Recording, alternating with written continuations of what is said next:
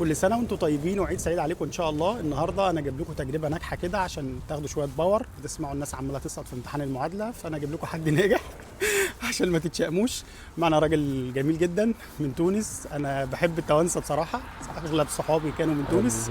ومعايا تجربه جميله النهارده من زميلنا لسه ناجح في امتحان المعادله، هيحكي لنا دلوقتي تجربته في امتحان النظري واللي جاله بالظبط، واخوان معاكم أول شيء عيد فطر مبارك على جميع الأمة الإسلامية، وإن شاء الله كل عام وأنتم حيين بخير. أنا نسيم، ممرض رئيس، جيت من تونس.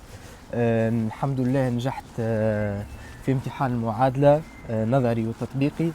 في الحقيقة كانت تجربة صعيبة شوية وزادة ممتعة الحقيقة، خاطر انه تحدي هي اكثر من انه معناها تجربة، على خاطر الانسان يواجه الاندماج، يواجه صعوبات في اللغة، يواجه زادة فما حاجات يعني في الخدمة ما همش كما تونس كما ألمانيا. الحق الحمد لله بعد تجربة دامت 7 شهور توا نجحت في امتحان المعادلة بتاعي نظريا وتطبيقي. 7 شهور مش كتير يا نسيم يعني والله الحق بالرسمي برشا، وخاصة انك شوية جانب ارهاق نفسي، والانسان يعني يفكر ويخمم ديما على الامتحان وعلى ظروف العمل لنا زاد برشا. مي الحمد لله الانسان نجح في التحدي هذا وكسب التحدي. طب الحمد لله. والحمد طب لله. انت جالك ايه في الامتحان؟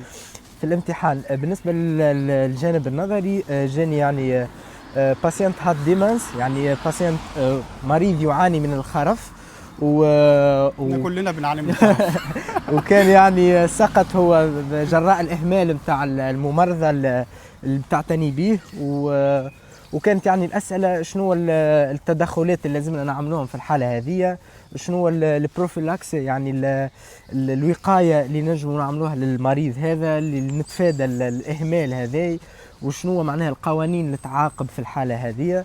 الحمد لله هي كانت يعني معقدة شوية، ولكن معناها بالمراجعة وبالدراسة يعني الإنسان الحمد لله نجح فيها.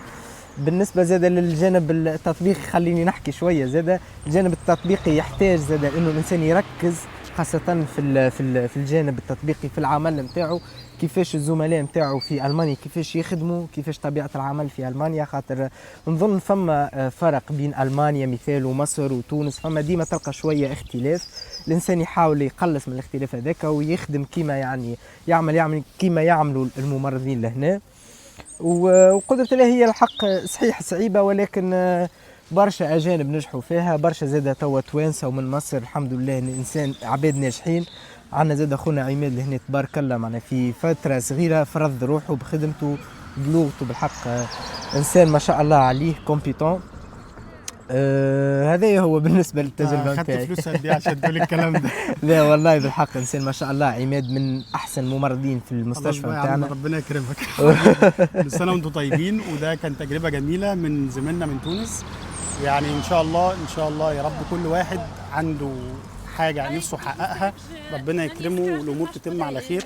وزي ما في ناس بتسقط في ناس بتنجح، الموضوع كله متوقف على اجتهادك. انت لو عملت اللي عليك وسبت الباقي على ربنا ان شاء الله ربنا يقف معاك وتحقق اللي انت عايزه. حبيبي يا نسيم، كل سنة وانتم طيبين. كل سنة والناس وعيد سعيد طيبين عليكم إن شاء الله.